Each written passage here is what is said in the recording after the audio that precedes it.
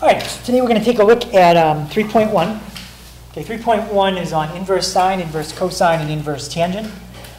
Notice up here I'm missing the words inverse secant, inverse cosecant, inverse cotangent. We're going to look at those a little bit, but they're certainly not going to be the focus of what we do. So the big idea behind inverse trig is it's used to undo a regular trig function. Okay, anytime you do something in math, there's always a way to reverse that.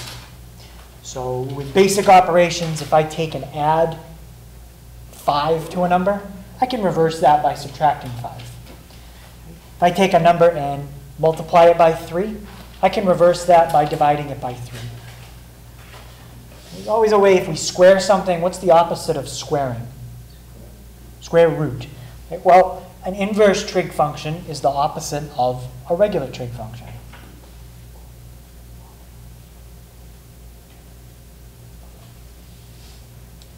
We'll talk more about that as we go. So the first thing is, what is the symbol for it? Okay, last week, I asked about secant, cosecant, and cotangent. Some people thought it might have something to do with these sine with a -1 or cosine with a -1. And I said, no, that's something else. Well, that's what we're doing now. So inverse sine, the symbol for it in most modern books and on a calculator is sine to the -1. Okay, it looks like an exponent. It's actually not. But it is up higher where an exponent would be. Okay, it's just the symbol for inverse sine. Okay, an older way of writing it is this other word you see here, arc sine. If you look at older books, you go back 30, 40 years and look at a trig book, they probably use arc sine. My only guess is maybe the exponent is harder to do when they didn't have computers that could do exponents as easy. So they came up with a way to write it without an exponent. There might be other theories about that, but we use sine to the -1 now. Okay, inverse cosine is cosine to the -1, or the old way of doing it is arc cosine. And same with inverse tangent. Tangent with a -1 up high, or the older way is arc tangent.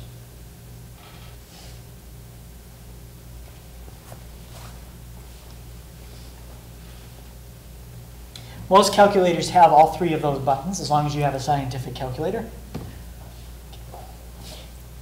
And the way you access them is usually second, and then press the trig function. So second sine will give you inverse sine. Okay, so on your calculator, just make sure you know how to get at that trig function.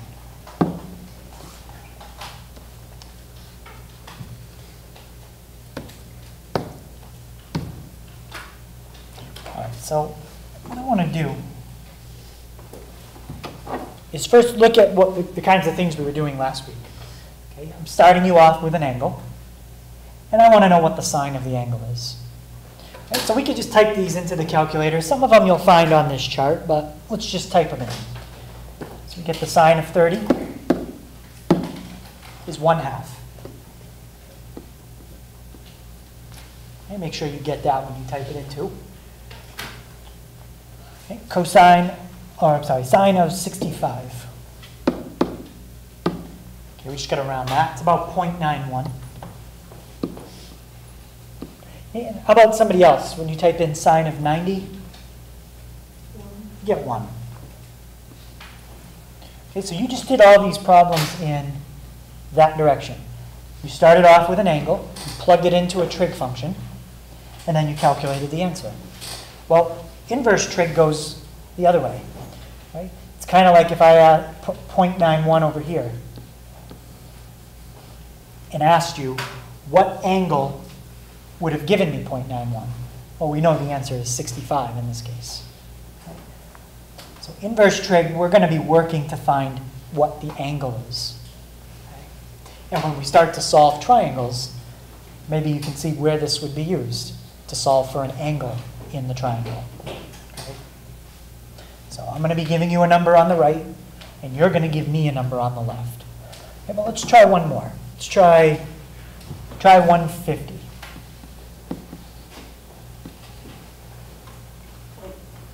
Comes out to what? 0.5 or 1/2 again. Well, now we have a little bit of a problem here. So before I said to you, I'm going to give you a number on the right, and I want you to tell me what number it came from on the left. Well, there can only be one answer. Okay, we can't have two answers. So what's the problem here if I gave you 1/2 and said, what angle does it come from? Yeah? There's two answers. Right. There's two answers. Okay, we can't have two. We need to have one. So we're going to tie this in. The easiest way to figure out, well, how do we just get one answer, is to look at a picture of sine. Okay, this is a picture of what sine looks like if you graph it on a graphing calculator. It's this wave pattern that just keeps repeating. And what we want to do is figure out a way to eliminate that second answer. So the second answer comes basically from this fact. If I put in a line at 1/2, okay, just like that, and pretend that the line kept going and the curve kept going, how many answers would I get? Yeah, how many? If that curve and line just kept going. Infinite answers, yeah. So we wouldn't even get two answers. I could give you infinitely many angles on this left-hand side that all come out to 1/2. Okay? I just gave you two right there. So what we're going to try to do is only look at part of the picture. Okay? We're going to kind of narrow down what we're looking at. If we look at the whole thing, we get multiple answers. Okay? So we're going to narrow it down a little bit. I want to look at an interval that's basically 2 tick marks wide. What that means on the screen, each tick mark has a distance of 90 degrees. So if I'm looking at one 2 tick marks wide, how wide would that be in degrees? 180. It's 180. So we're going to look at a 180-degree section. Okay, let's start with this one. That's from 0, stopping at 180. Okay, and by looking at a single section, our goal is to find a section where a horizontal line would only cross one time. If the horizontal line is crossing the graph twice, we're going to get two answers. Okay. Does this work? Have I found a section of graph where the horizontal line only crosses it once? No. All right, so looking at this section won't help. Okay, let's go to the left a little bit. So we're going to go from there to there. Okay, have I found a section of graph this time? I have. Okay. Anybody have a guess what the left edge of this boundary is? It's 1 tick mark to the left. Negative how much? 90. Yeah, negative 90. And then 1 tick mark to the right is positive 90. So if we decide to limit our answers between negative 90 and positive 90, that's going to eliminate the second answer, and we'll never have to worry about it. Okay, so that's what we're going to do. Okay, when we're dealing with sine, I want you to limit the answer that you give me to be between negative 90 and positive 90. So if you find 2, you'll know which one I don't want. I don't want the one that's, in this case, 150. That does not fall in the interval that I'm asking for the answer to be between. And the only reason for doing this is to eliminate that second answer so everybody comes up with the same answer. This is also the same restriction that a calculator would use. So if you type this in on a calculator, type in 0.5, and then do the inverse sign to go back. Notice it gives me 30 as the answer. Doesn't give me 150. Now, I might ask you for the second answer just to make sure you know how to find it using this chart. But that would be the only reason, because I want to make sure you know how to use this chart. Okay. Any question on the restriction that we're going to use for inverse sine of x? Oh, we want our answers between negative 90, positive 90. Let's try inverse cosine. Okay, let's put up a picture of that and see if we can do the same thing. Because we run into the same problem here as well. Okay, here's a picture of inverse cosine. Let's try negative 90 to 90. Negative 90 to 90. Okay, take my horizontal line. Okay, have I found an interval where that horizontal line only hits that curve one time? No. Because it hits it twice, there's going to be two answers if you use negative 90 to 90. So that's no good. Let's try just shifting it a little bit. Let's move it 1 unit that way and 1 unit that way. Okay, have I found an interval now where that horizontal line only hits it one time? Yep, I have. I'll make it a little bigger. Anybody think they know what this interval is? Starts at 0 and it goes over 2 tick marks. 0 to 180. 0 to 180.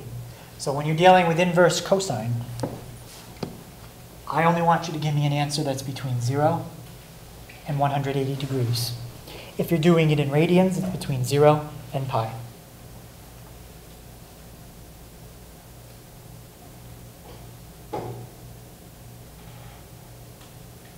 Wait, the first one was for sine, this one's for... This one's for cosine.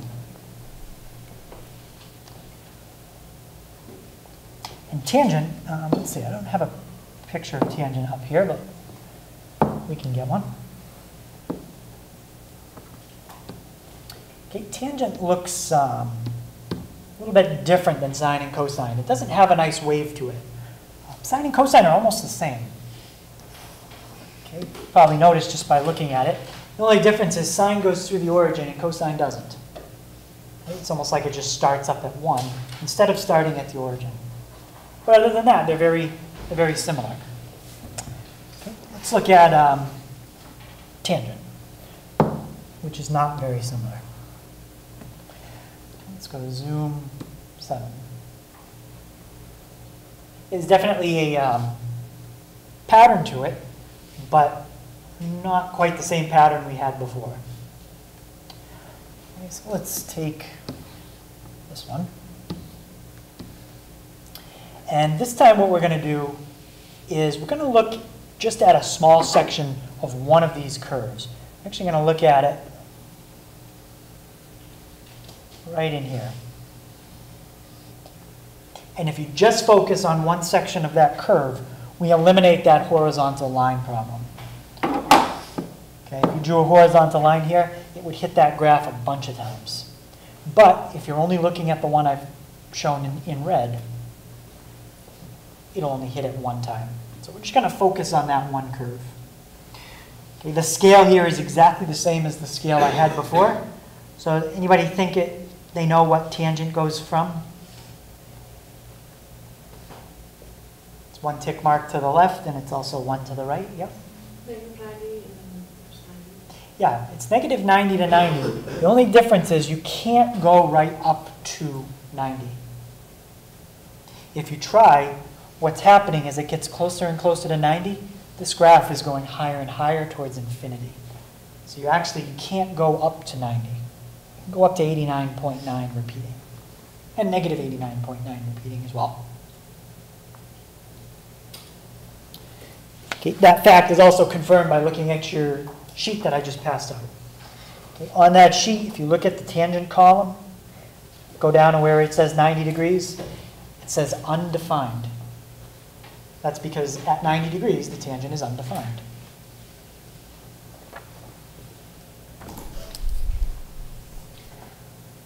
Okay, so any questions on these restrictions?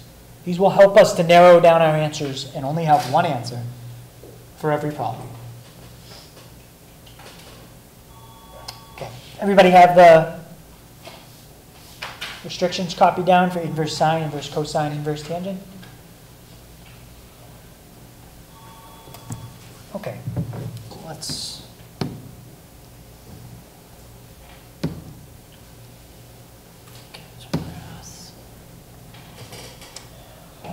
All right, so next I want to basically explain to you when can you use this sheet to help you and when can't you use it. Well, you can use this sheet if the answer to your problem is a multiple of 30 or 45.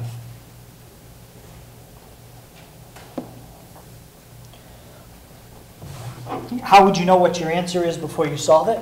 Well, let's say you have the sine, and this is called your argument. The argument is just the thing that you're plugging into the sine function.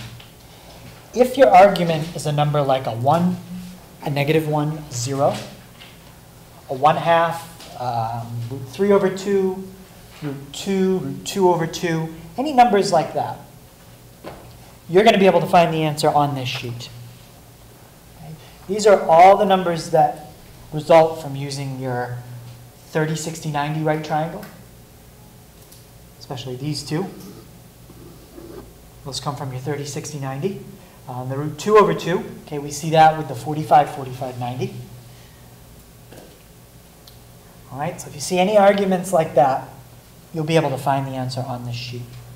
If I gave you an argument of like 0.73, well, you can look on this chart, but you're not going to find 0.73 anywhere. Something like that, we're going to have to use a calculator. But a lot of the ones I start you out with, you're going to be able to use this chart.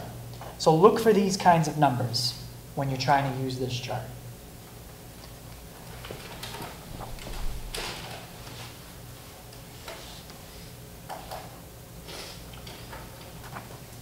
Okay, we said this earlier a little bit, but I'm going to try to make the connection between what you did last week and what you're doing this week very clear. Okay, inverse trig is kind of the opposite of what you were doing with unit circle trig. Okay, last week, that's what you did. I gave you an angle, and I asked you to find a trig function of that angle. So I might have something like this as a problem on the test.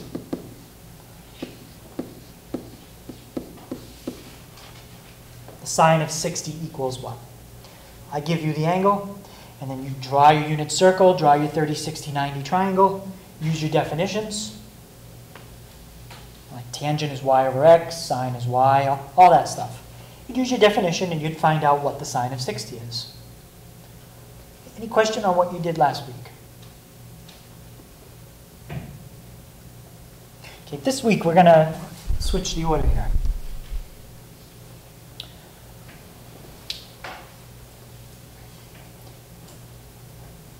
This week, I'm going to give you a trig function of an angle. I'm going to give you a number. And you're going to work backwards to tell me what the angle would be. So it's exactly the opposite. It would be like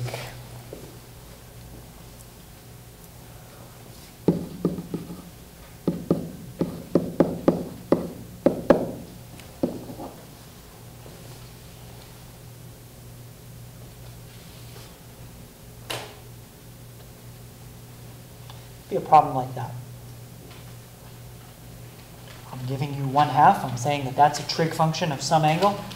Y is the angle that I'm looking for.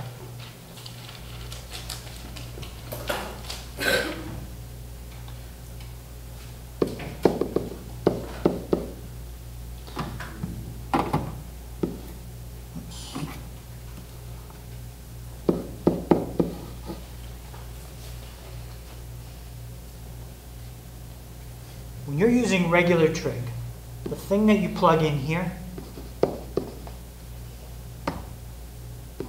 is an angle.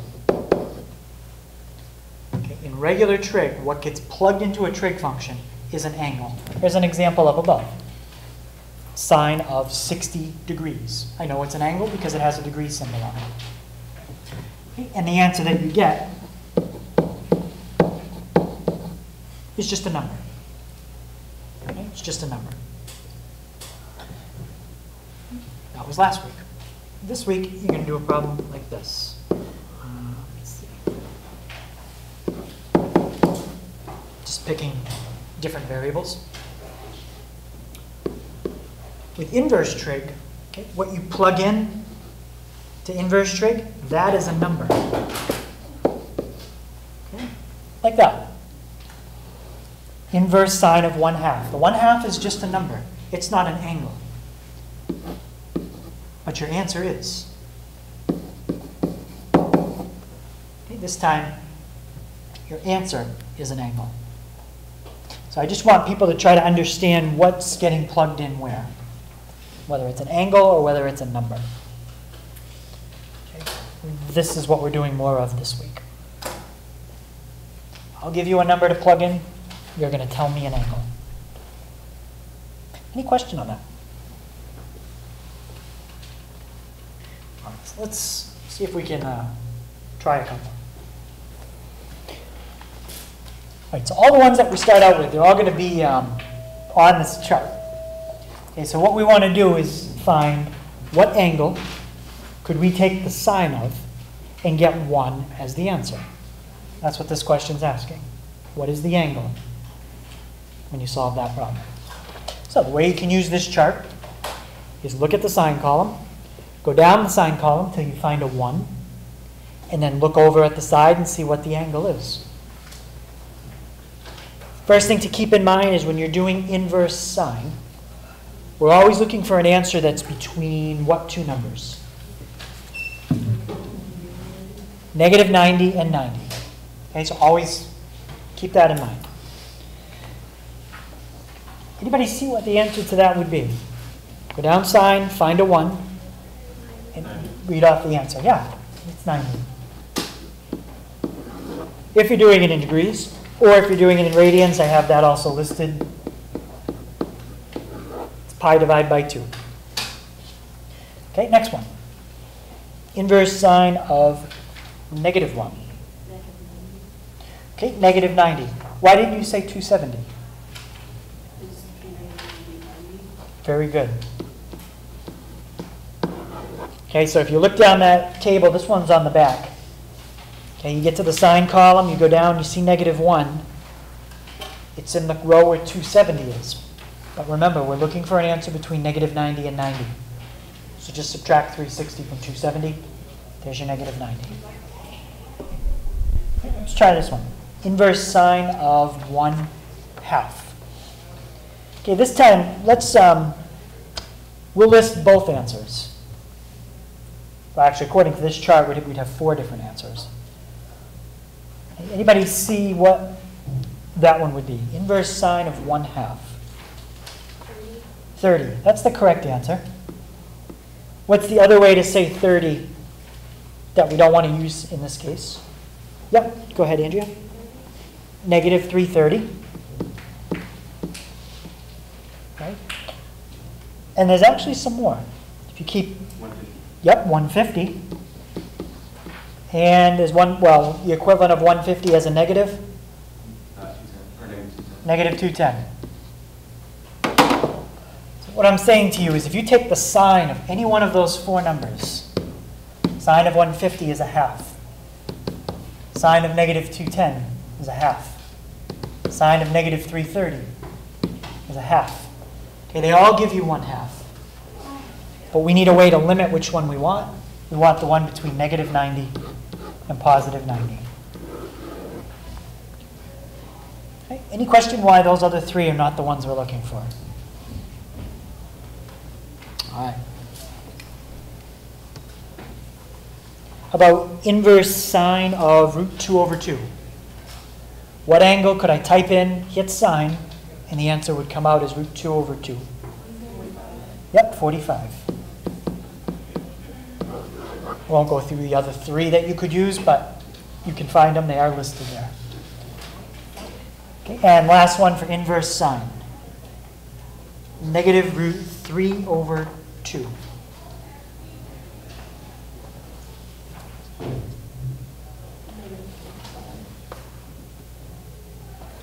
Okay, negative how much?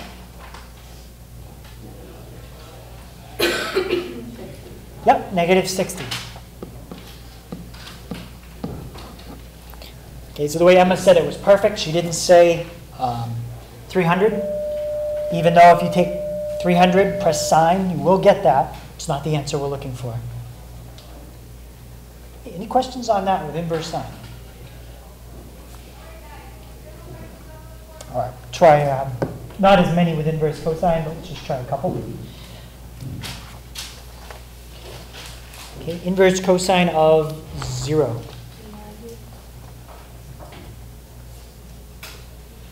Okay, what are we looking for here to be between? We're not negative 90 to 90 anymore. We gotta forget about that. What are we now? 0. Now we're 0 to 180. Okay, so forget negative 90 to 90 on cosine.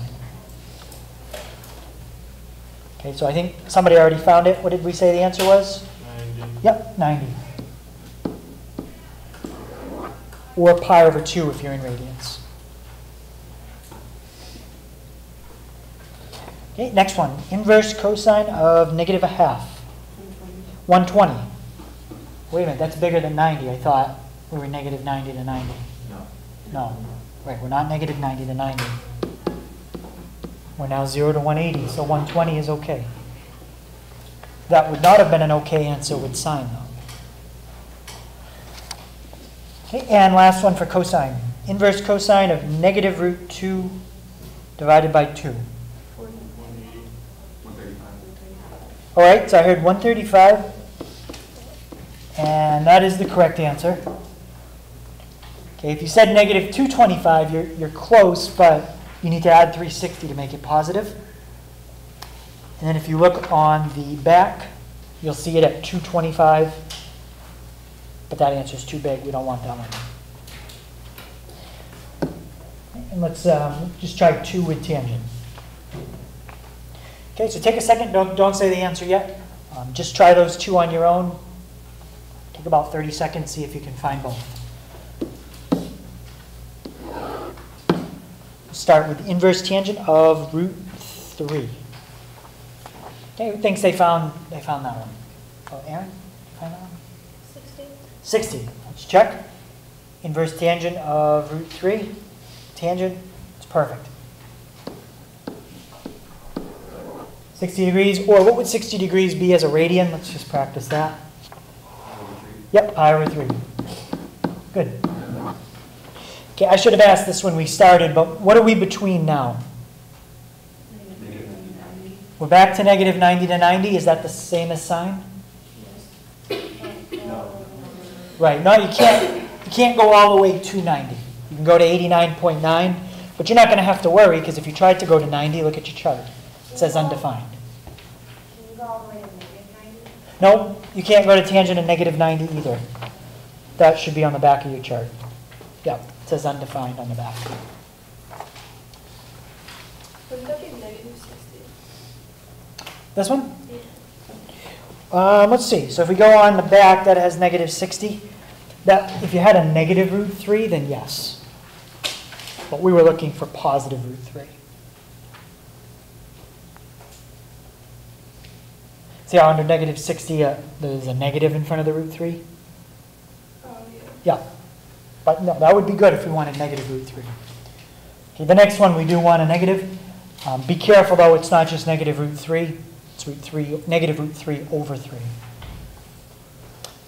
Okay, Emma? Negative 30. Let's check. Yep, looks good. So out of the 4 possible answers she could have given me, that's the only one that's between negative 90 and positive 90. Okay, the other answers would have been 330. That's not right. And let's see, the other ones would have been in the 150 and negative 210. That's not going to work either. Any questions on that? Okay, so that's how you use the chart, okay, to do inverse trig. If you can't find the answer in the chart, that's when we're going to use the calculator. Okay, first 3 functions are very easy to type in on the calculator. Okay, you got buttons for them. Inverse sine of 0.65. Okay, just to make sure we're on the same page, what is 0.65? It's a what? Nope, it's not a radian. It's a decimal, right? It's just a number. Okay? The answer that I get is going to be what type of what's the type of thing I get as an answer here? Your angle. An angle, exactly. So we're going to get an angle. That's what I tried to explain earlier. Okay, every problem we've done today, the answer has been an angle so far. So, since your answer is going to be an angle, does it matter if I'm in radians or degrees?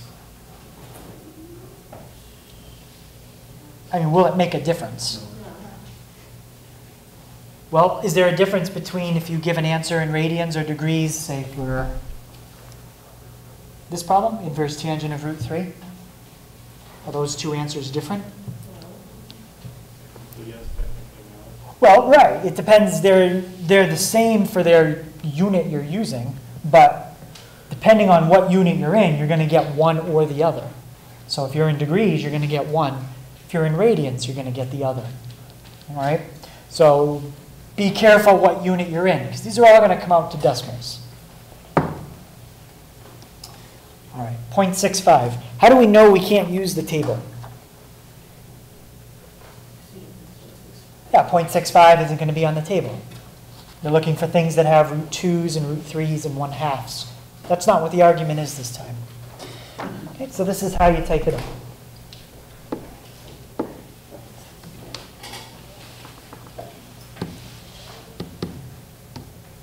Okay, so you type second inverse sine. Okay, that's how you do it on mine. 0.65, and then hit enter. If you're in degrees, that's what you should be getting. Okay, 40.54.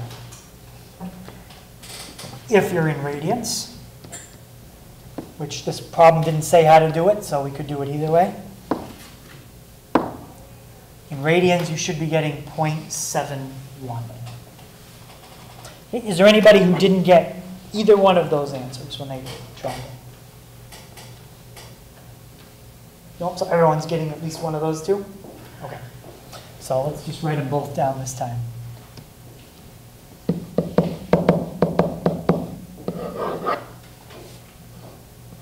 So 40.54, that's approximate, it's not exact, but that's roughly, or 0.71.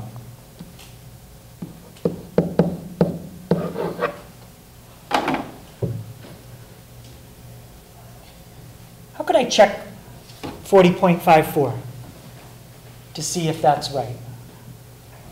What could I do with 40.54 in a calculator to somehow see if I get 0.65?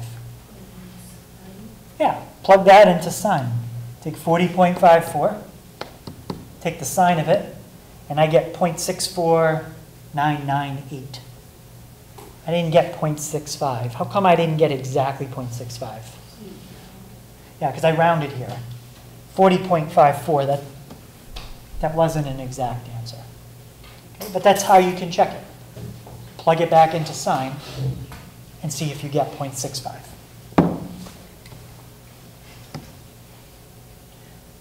All right, let's try that one.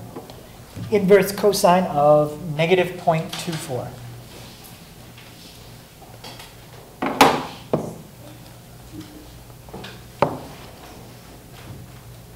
This time I'll do it on the other calculator, because this one might be similar to how some people have to do it.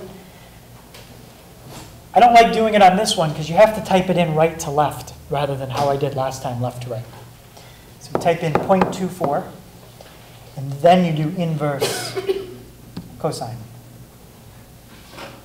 Okay, is there anybody that got that as an answer, 103.89? That's in degrees. If you're in radians, you might have got something else.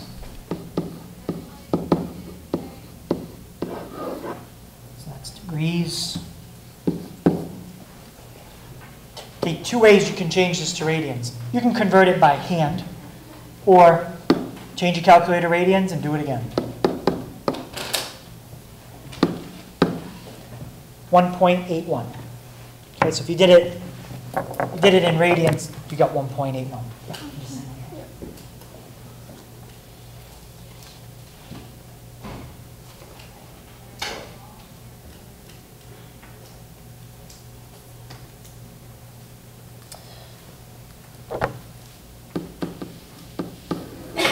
Any question on either answer? on the test, what if I had this as the three choices? Negative 0.24 is the correct answer. 103.89 or 1.81. Which choice is correct there? C? Why C? Right, B is not an answer in degrees. That's 103.89 radians. Okay? So the way I have the problem right now, the answer would be C. Okay, what if I did something like this? Now the correct answer is B. So you have to be very careful on your units because you will see that kind of problem on the test, exactly like that. I won't have both answers that are correct, though. There will only be one answer that's correct. An inverse tangent of 34.3. Okay, same idea. 34.3, inverse tangent. If you're doing it in radians, it's 1.54. Let's do it in degrees. Should get 88.33. Is that what people got when they typed it in? Mm-hmm. Yep.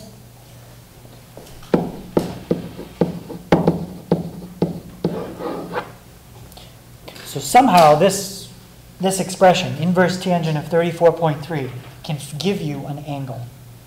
So we'll see in problems when we have to find out what an angle is. That's where inverse trig is going to be used, to help us find an angle.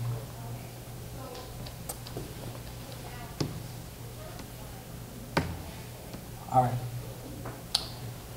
So the last three, inverse secant, inverse cosecant, inverse cotangent. Let's look at the calculator. Okay, do we have a button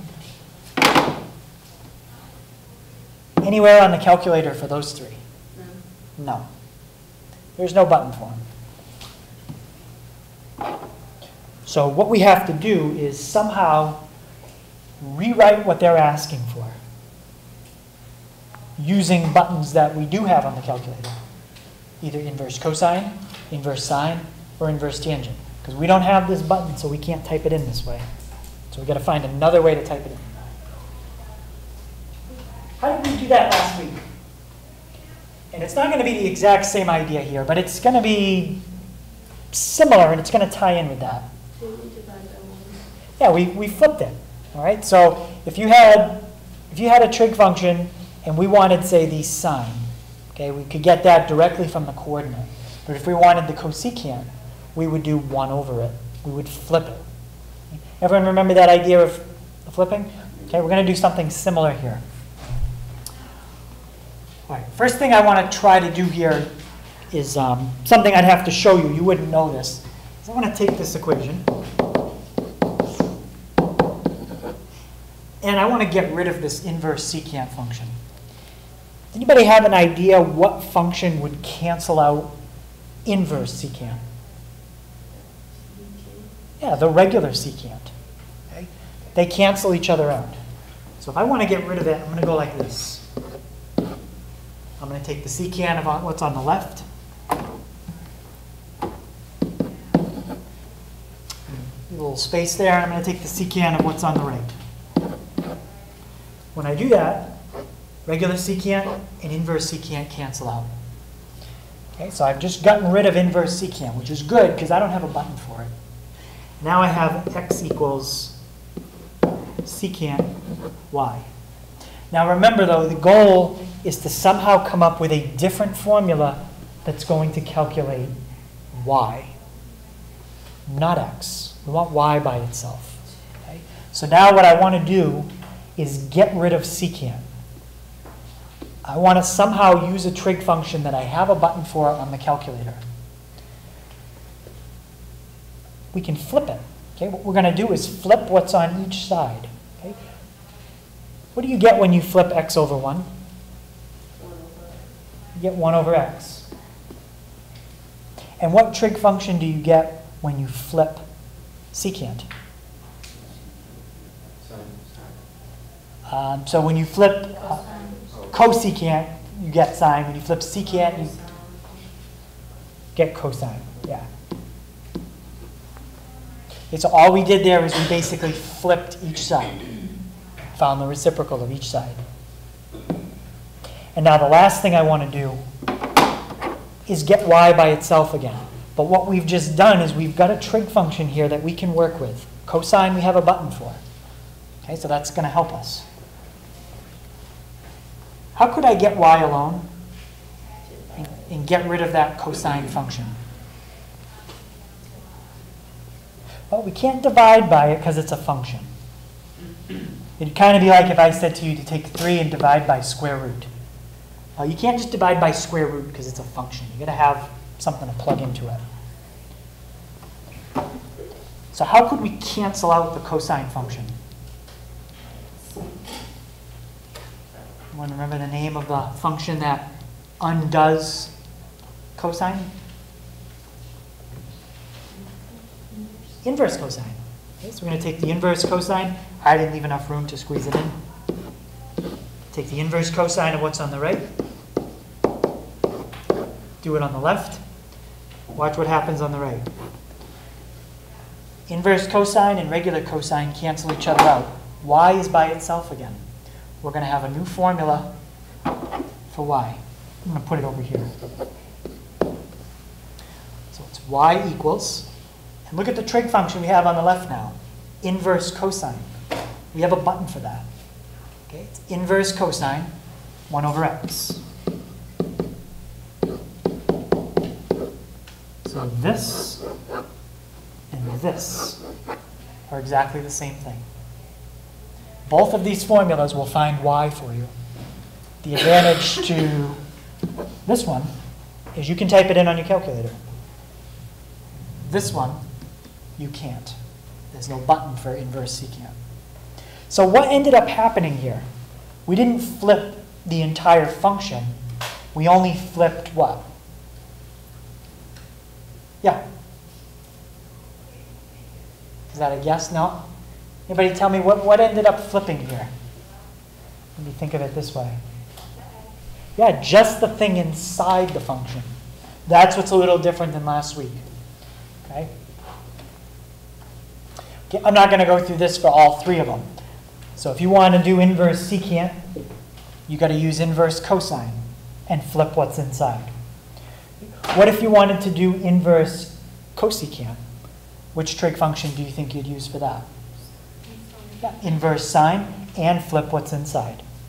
If I wanted you to do inverse cotangent, what trig function do you think you'd use for that? Inverse tangent. And you'd flip what's inside. Okay, so that's the only way that we can do inverse trig for one of these. Okay, so let's try this one. Inverse secant of 1.45. Okay, we don't have a button for inverse secant, so which trig function are we going to use? Cosine. Not cosine, but inverse cosine, yeah.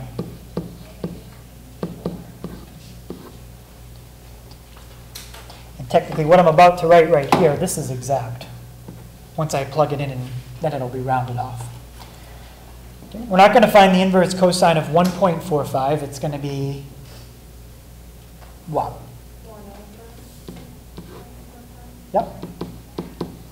And now we can type it in just like we did the last problems and round it off.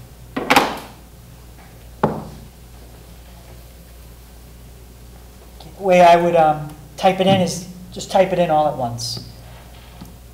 Second inverse cosine, 1 divided by 1.45. Let's do it in degrees. It's 46.40.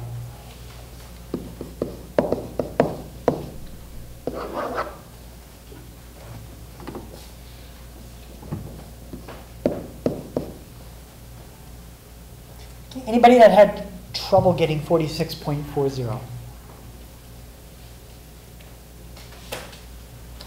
So these are the toughest ones. If you can do these, then everything else today is a lot easier than this. Let's try inverse cosecant of 2.6. Anybody tell me what's the expression that I can change this to so I can type it in on my calculator? Sine. Yep, inverse sine. And now I need my argument. What goes inside? 1 over 2.6. Yep, 1 over 2.6.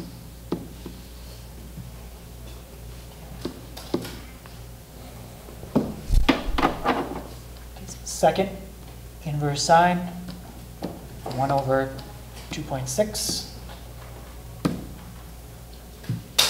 22.62.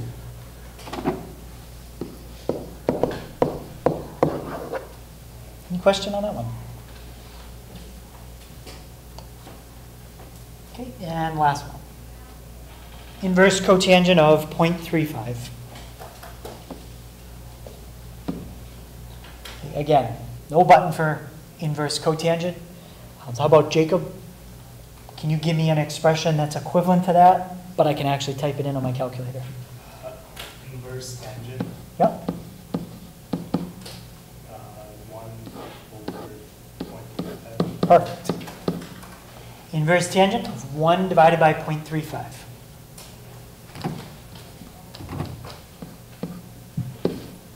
Now we're going to round it off. Okay, so when you type that in, anybody get an answer for that in degrees? Yep. Go ahead, John. 70.71? Very good. 70.71.